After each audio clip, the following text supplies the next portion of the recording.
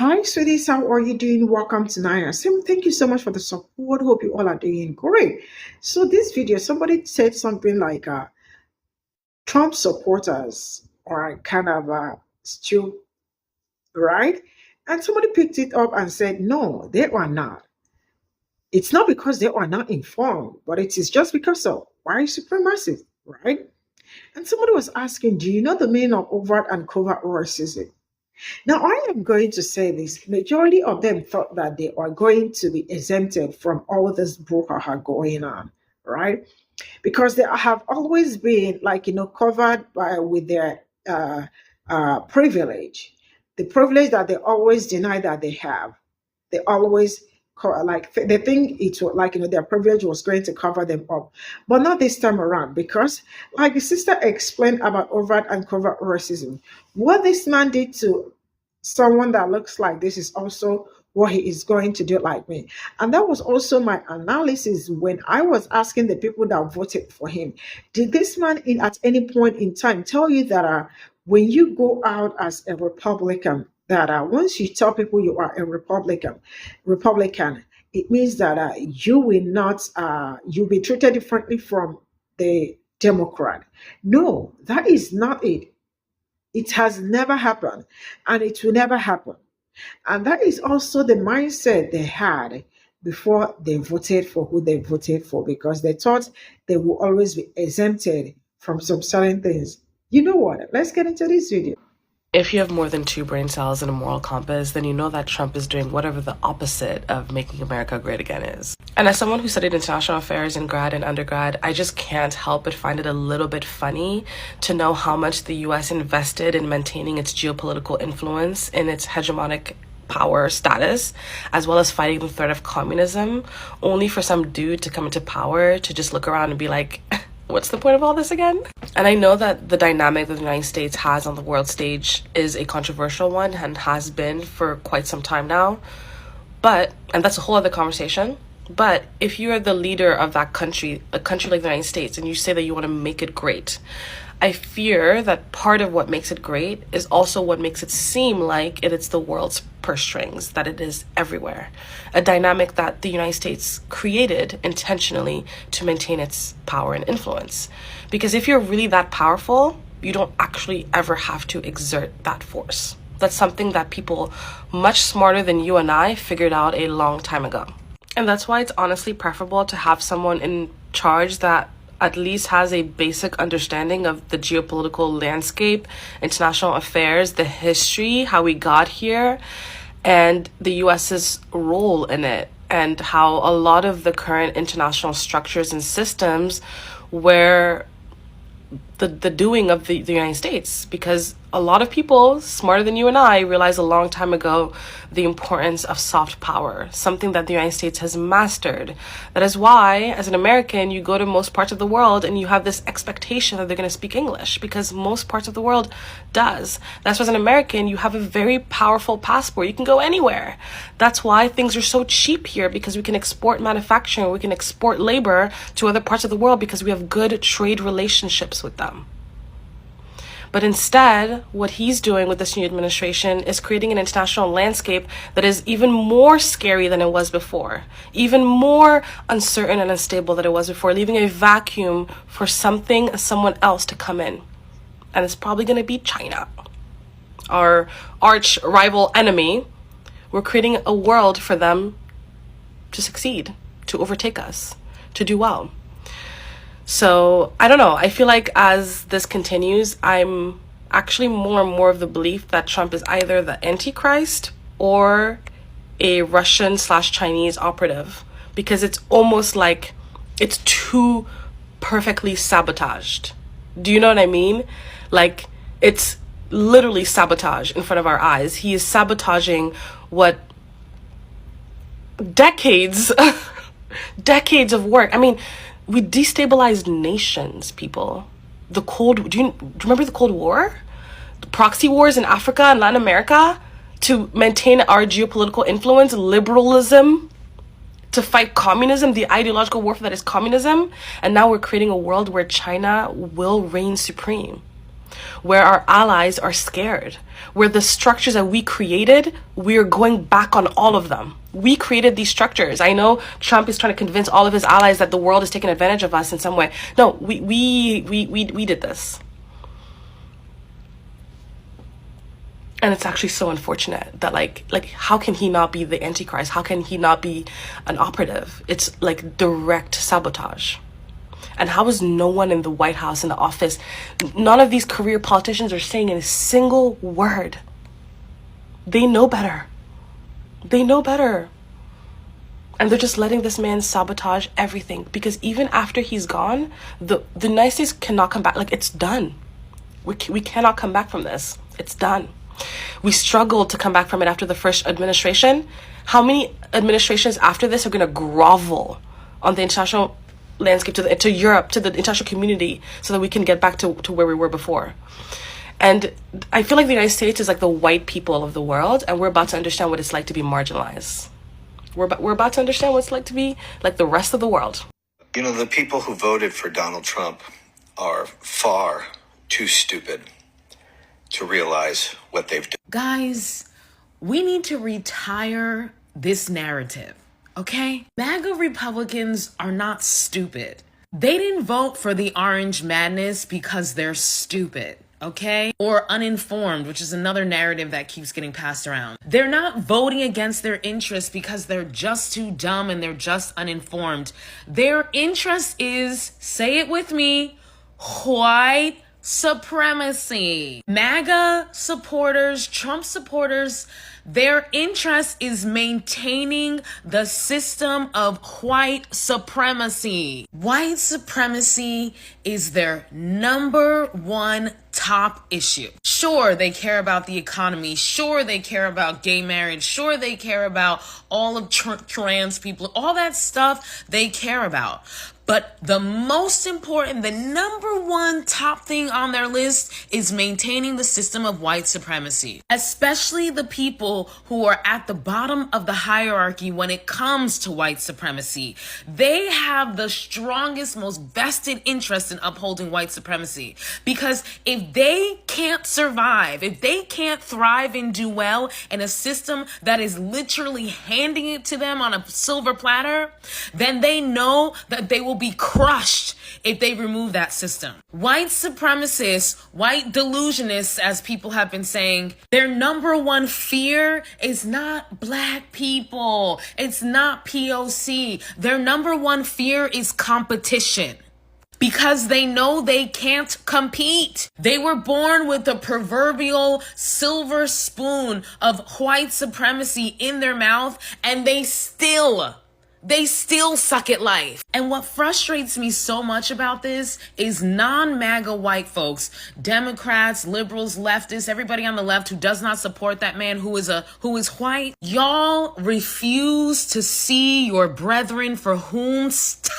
the fuck they really are. And because y'all are in such denial about these folks, you will never do the work and take the proper actions needed to deal with them. In the same way that your forefathers slapped the Confederate treasonists on the wrist instead of properly punishing them the way treasonists are supposed to be punished, hint, hint, wink, wink, y'all continue to make excuses for their great-great-great-grandchildren who are now MAGA Republicans. And black people, especially black women, the 92%, we be telling y'all over and over and over again about your brethren, and you refuse to listen to us. No, they're not that bad. We need to change their hearts and minds. They're just uninformed. They're just stupid. If we can just inform them and let them know they're just naive. No.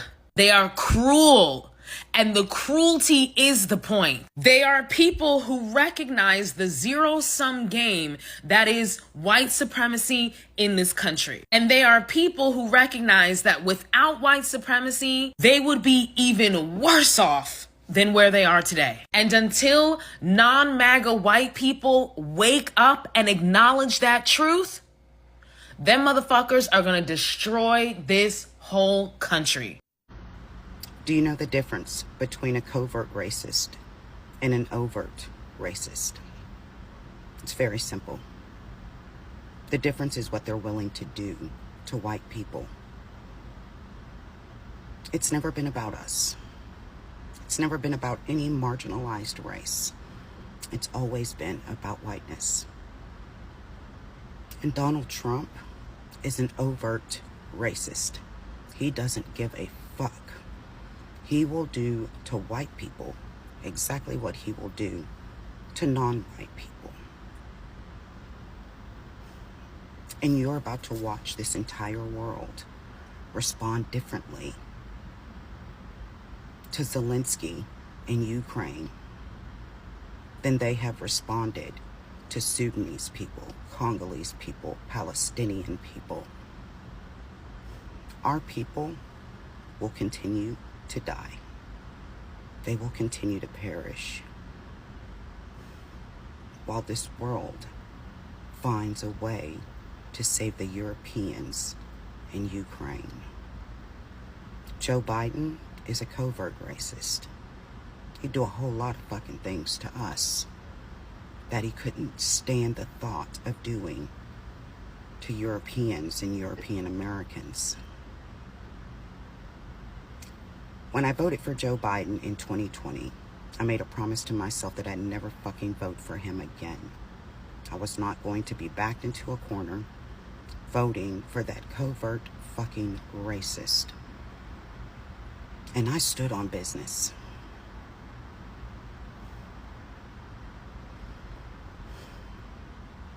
But the Supreme Court gave the president the power of a king. And Kamala Harris, when she ran in 2020, I didn't vote for her either in the primary. Neither one of them has ever been my first choice. But I know the difference between an overt racist and a covert racist. And I knew marginalized people's lives were on the line, and Joe Biden nor Donald Trump were going to do a whole bunch of anything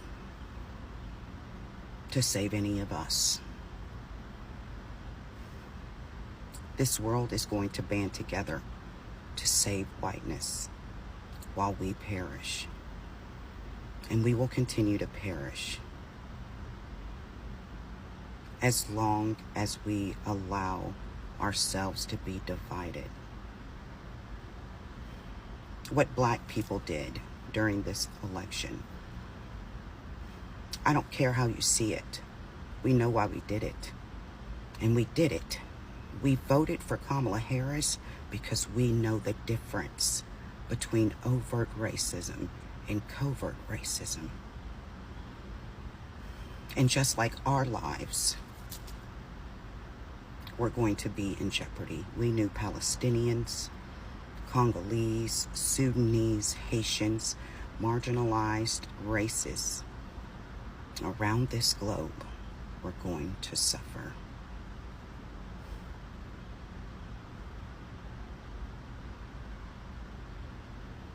The thought is enough to make me sick to my stomach. And now I have to watch whiteness save whiteness again while we stay divided and die. Wake the fuck up, people. This is something that's extremely important, so please just stop scrolling for a second and listen to me, right? Trump just gave that speech yesterday. We saw it, right? We know about it. We either watched it live or we've seen clips of it. It happened yesterday, okay? During the campaign trailer recently, they've been talking about how they're going to bring America into the golden age of America, right? But then they'll come out and admit that, like, hey, this is going to bring some temporary hardship for the American people, some temporary struggle, right? They say temporary. Please listen to me, okay? They say temporary. We're talking about billionaires and multimillionaires with a lot of power and a lot of rich friends telling you, the American that's been in the same tax bracket for X amount of years, the American that's definitely in the middle class, they're telling you that your struggle is going to be temporary, as if they're going to be a part of said struggle, as if they're going to experience the same hardships that you experience during this period of struggle. But this is the point. Listen to me, okay? They just talked about, Trump just said, oh, well, let me tell you what happened. So Japan had this Honda facility that they were going to build in Mexico to make Civics. But then after the tariffs were imposed or talked about, whatever it was, they said, oh, we'll build it in Indiana, right? And Trump announced this yesterday as if it were some big thing, right? Now, we all know that tariffs are going to increase the prices of the products that we have access to, like cars, right? So yes, Japan is now planning to build this plant in Indiana, starting in May of 2028. Research it. That is after Trump is out of the presidency. That is more than 4 years from today. Mind you, that is the start of its construction. How long before it's functioning and pumping out cars? So you got 4 years from when it starts to being built, and then X amount of years for it to be up and running, and then however long it takes to get that car to that lot for you to purchase. We're talking about a minimum of 5 years, bro. But it's just temporary hardship. This is what they mean. They didn't give you a fucking time frame. They just said it's going to be temporary. Years, bro. And this is what we try to warn y'all when y'all say, who would be against this? Who would vote for this? Y'all listen to the words. Make America great again. No tax on tips. No tax on overtime. No tax on overtime sounds fucking great until they don't give your dumb ass any overtime. They give you these headlines because they sound good. They sound positive. And then they lean on y'all stupidity and your lack of critical thinking, and they'll say, oh, they'll never look at the details of what we're actually planning, so we'll just say this positive shit, and they'll believe it. I'm all for them parading around DJ yesterday and saying, hey, this is a cancer survivor, let's give him his spotlight and let him into the Secret Service, just like they let some kids with physical disabilities score their touchdown in a football game or whatever. We've seen it before. I'm not mad at that. I'm upset because that same administration tried to cut funding to cancer research. And Congress put in a law to where they couldn't do that. They tried to do it this time around too. But they said, hey, y'all already tried this the first time from 2016 to 2020 and Congress shut it down. So the fucking administration that's trying to cut funding to cancer research is also parading around a child that survived cancer. So yes, the action is good. But we're asking y'all to look past that. But y'all don't seem to do that.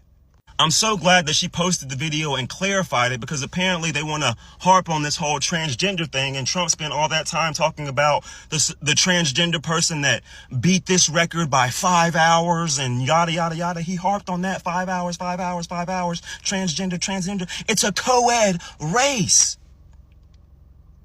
It was a backpacking race. You bike a little bit, then you put the bike on your back and you hike up. It's a co-ed race, men and women. And this race normally takes more than a day, more than 25 hours. So we're not talking about a 100-meter sprint of all females and this transgender person just hopped in and blew everybody away. No. We're literally talking about a co-ed competition, bro. Men and women on the scoreboard. A race that's going to take more than a day to complete. But of course it sounds good when you try to twist it and say, hey, this transgender person competed in this race, beat everybody by 5 hours. Everybody else was women, but this transgender person blew the water away, so we got to do something about it. Of course you would cheer for that. We're saying stop believing the words before you look at the details and the story behind it. And to me, that doesn't sound like a big ask. So when these tariffs go into place and they tell y'all, oh, this is just temporary hardship until everything is centralized in America, that until, most of the time, is years. So that's years of the products you have access to being so much higher than what you're used to. And that's why you normally don't see tariffs like this. It is so crazy to me that y'all's peacetime president has started a trade war not even 2 full months into his presidency. Your peacetime president has cut ties with our long-lasting allies. He seems to be making his bed with Putin. He's fired veterans. This is the issue with single issue voters. Oh, I felt like Kamala and Joe were responsible for the destruction of Gaza, so I voted for Trump. Did you vote for Trump Gaza? No, you were just a single issue voter that didn't care to look at all the other bullshit that comes with Trump. Or you believe Trump when he says that all of your problems are because of the Democrats. You can't just vote off of a single issue. We're talking about a country of 300 million plus people, and you let one issue determine your entire vote. So when I see them talking about drill, baby, drill, and we're going to reconstruct pipelines and stuff like that, and I know damn well I have 2 German Shepherds and I love to hike, I'm like, damn, 3 years from now, how many parks are going to be fucking gone? When they take somebody who's not only a lobbyist, but has made his fortune in the lumber industry, and they put him over protecting our national parks, I don't love Trump so much to where I clap and cheer for that. You can still love Trump and ask questions, bro. They want to talk about bringing free speech back to America, and let's not forget the video of Trump talking about how annoying these environmental regulations are and how long it takes to get approvals for buildings and constructions and things like that. The reason he puts these people in these positions is because they're going to do away with those regulations and those precautions that are put in place to protect the environment just so that they can build these pipelines and whatever industry they want to make money from. And I'm not saying that those regulations just need to stay in place and don't need to be tweaked, but I am saying don't just yank them out the way entirely so that you can take. It's crazy. It's crazy. Look, all I'm saying is when I see a president say that we're bringing free speech back to America, but this is also the president that wants to control what news stations have access to the press room at the White House, or they removed certain news stations from the Pentagon and installed only right-wing media personalities or news stations and things like that. Similar to the creators that have blocked me or try to make sure I don't see their content or react to their content. When you control the channels of which you either present information or receive information, I don't want to see you on TV calling yourself a strong leader. You put an adamantium dome around your echo chamber, so of course you think that everybody's with you. What was apparent to me in the address to Congress last night is exactly how the 2028 election is going to look. It's going to be a repeat of 2020, if not worse, if the Republican nominee loses. I've already seen people talking about J.D. Vance, Tulsi Gabbard, 2028. I can't wait.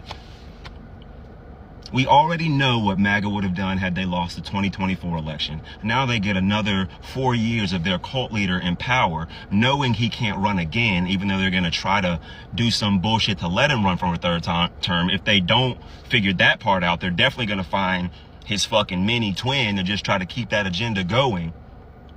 And so this isn't something that just goes away when Trump is out. And if we don't start planning now, the billionaire tax cuts we're bitching about today is going to be a pebble in the stone wall by the time we get to 2028. Just stop believing the words and just look at the story behind it. And that might lead you to start questioning your cult leader just a little bit.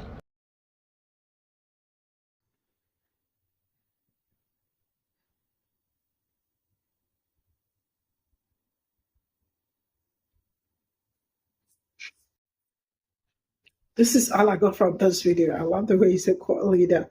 Now, see, the reality is that some people have refused to use critical thinking in everything going on. I mean, like, you have not even survived this administration, and you are saying, JD, who, man, just let it be, let it slide down for now. I don't know how to explain this, but the fact that some people are not seeing far from where they are right now, it's something that I do not know how to wrap my head around it, right? If you do not have that vision, you might not be able to see it. But I just leave it at that, because my people perish because of lack of knowledge, right? This administration is even yet to start. It has not started. I don't know if you understand that. This administration has not started. It's just like my big sister was talking about covert and overt racism. What he did to other people, he is also going to do it to people that look like me. That's why I keep saying to those that voted for him that thought he is going to remove away their pains, because you all remember I brought a video where they were asking him to remove the pain from the people that voted for him. Like, do not sack people that voted for you. Just you can sack every other person, but do not sack us. Like, do not fire us. Bring us back to job. Because he told you that when he gets into power, I am going to make life easier for Republicans and make life harder for Democrats. No, that is not how it works, right? What he did to you, he's going to pass it around.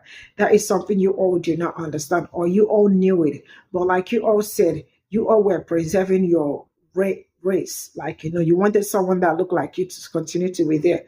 As long as it's someone that looked like you, it's okay. If it's not someone that looked like that, is where the problem is. And now you all are saying it, from your allies to this thing, problem here and there. And some countries are being penetrated into Congo, Sudan, Haiti, and some other countries. Free all of them, because you all know what is going on in those countries. No, it was not about the groceries. No, it was never. It was about having someone that looked like them in the office. And now they have him. I hope you all are seeing someone that looked like you, how they behave. Hope he's doing great, right? You all are loving it, because if you all are not loving it, I won't be seeing everybody around screaming, we are dying, where Nebraska is this one is happening to that. You all are enjoying it. And that was what he promised you people. Enjoyment 247. Man, it is really going to be hard. I don't know how to say that. Okay, but I don't want it to look like I am overflogging it. Well, yeah. The only thing I am after is my people. He said, make America great. Does it look like making America great? Black people were asking you people, what was great about America before, or what was great back then? You all said we Black people make everything about race. Now, are you all saying it? Tariffs here and there, we should make people's lives really hard, right? How do you want people to survive when you woke up and said it is tariff everywhere? You said it is going to be a temporary suffering, but how does this look like a temporary?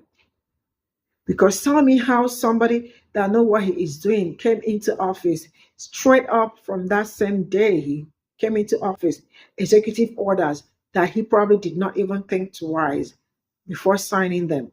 And some people still want to. How do you want to defend this kind of person? How do you want to defend this kind of government? Now, let me tell you something. You can still be a Republican but criticize what is going on. You can still be any party but criticizing what is going on at this point in time is something you all should learn today. Critical thinking is not that this thing, just that some people do not have it and you cannot buy it. I am going to draw the curtain. I will see you all in my next video. Bye for now.